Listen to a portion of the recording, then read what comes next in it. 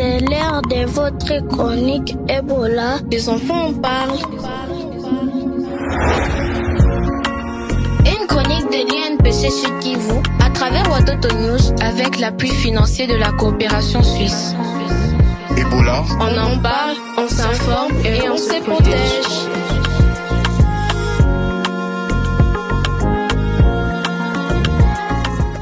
Chers enfants et jeunes, bonjour et bienvenue dans votre chronique Ebola, les enfants en parlent. Cette nouvelle chronique est créée pour permettre aux enfants et aux jeunes de comprendre la maladie à virus Ebola, barrer la route aux rumeurs et retenir les gestes qui peuvent protéger les enfants et les jeunes. Votre chronique est une réponse aux questions que les enfants et les jeunes se posent sur la maladie à virus Ebola.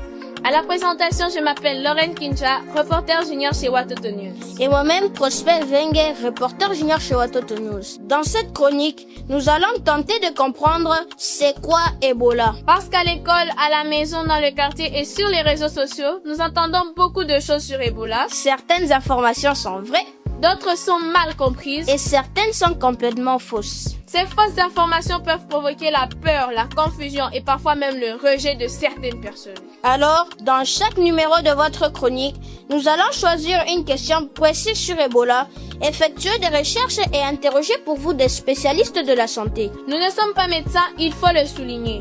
Mais nous sommes des jeunes journalistes qui ont fait des recherches et posé des bonnes questions aux personnes qui connaissent les bonnes réponses. Cette chronique est réalisée dans le cadre du projet Presse mobilisée contre Ebola au Sud Kivu, mise en œuvre par l'INPC Sud Kivu avec l'appui financier de la coopération suisse. À toutes et à tous, nous souhaitons la bienvenue dans Ebola, les enfants en parlent.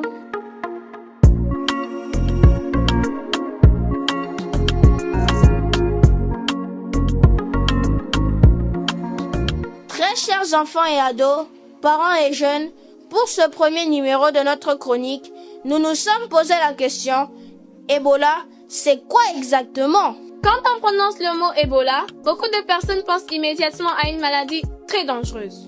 C'est vrai, mais pour bien se protéger d'une maladie, il faut d'abord la comprendre. Ebola, est-ce le nom d'un virus, d'une maladie ou même d'un lieu? En réalité, Ebola est le nom donné à une famille de virus. Certains de ces virus peuvent provoquer chez l'être humain une maladie très grave appelée maladie à virus Ebola. Donc, comme nous disons simplement Ebola, nous parlons de la maladie provoquée par un virus appartenant à la famille des Ebola-virus. Exactement. Le virus est tellement petit qu'on ne peut pas le voir à l'œil nu. Lorsqu'il entre dans le corps, il peut perturber son fonctionnement et rendre la personne très malade. Très malade? Mais d'où vient le nom Ebola? Ce nom vient de la rivière Ebola, située dans l'actuelle province du Nord Ubangi dans le nord de la République démocratique du Congo. C'est dans cette région qu'une première épidémie a été reconnue et étudiée en 1976. Ah bon? Ebola ne vient donc pas d'apparaître aujourd'hui. Cette maladie est connue depuis plusieurs années. Nos recherches démontrent que la RDC est à sa 17e flambée d'Ebola. Et cette flambée a été déclarée en mai 2026 et elle est causée par le virus Ebola Bundibugyo. Pour obtenir une explication plus précise sur Ebola, une équipe de reporters juniors de Watoto News a rencontré un spécialiste de la santé. Il s'agit bien du Dr Claude Baizire, chargé de communication à la division provinciale de la santé du Sud Kivu. C'est une maladie connue depuis longtemps. Parmi les 17 épidémies, nous avons des épidémies, des virus qui concernent la souche Bundibugyo. C'était en 2012 du côté de Isiro, Bunia. Et aujourd'hui encore, toujours de ce côté-là, il y a 17e épidémie avec toujours un Bundibugyo. Tandis que les 15 épidémies, c'était avec les virus de la souche qu'on appelle Zaïre. Quand on voit le taux de mortalité de Bundibugyo, il est inférieur au taux de mortalité de Zaïre, mais néanmoins, tous ces virus sont dangereux.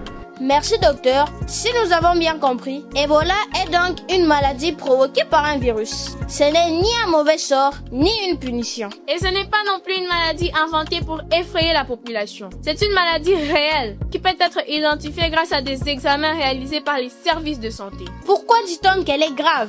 Parce qu'elle peut évoluer rapidement, affaiblir fortement le corps et entraîner des sérieuses complications lorsque la personne malade n'est pas prise en charge à temps.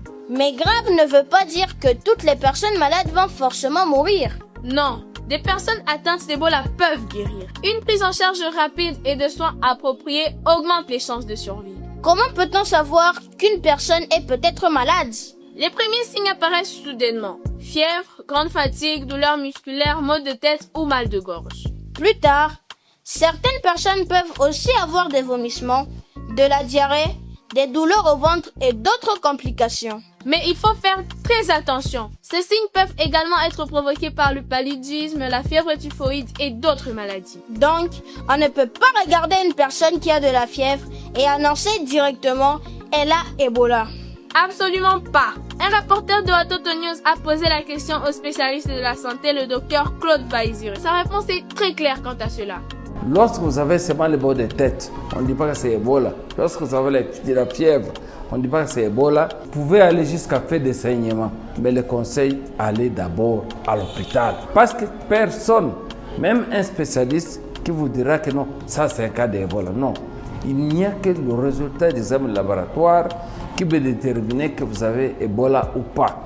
Merci Dr Claude Baizire pour autant de précisions. L'on retient que seul un test de laboratoire peut confirmer qu'une personne est atteinte d'Ebola. Toute autre chose qui se dit, chers enfants, c'est de rumeurs à rejeter. Il existe également une image qui revient souvent lorsqu'on parle d'Ebola, celle d'une personne qui saigne. Est-ce que tous les malades d'Ebola saignent?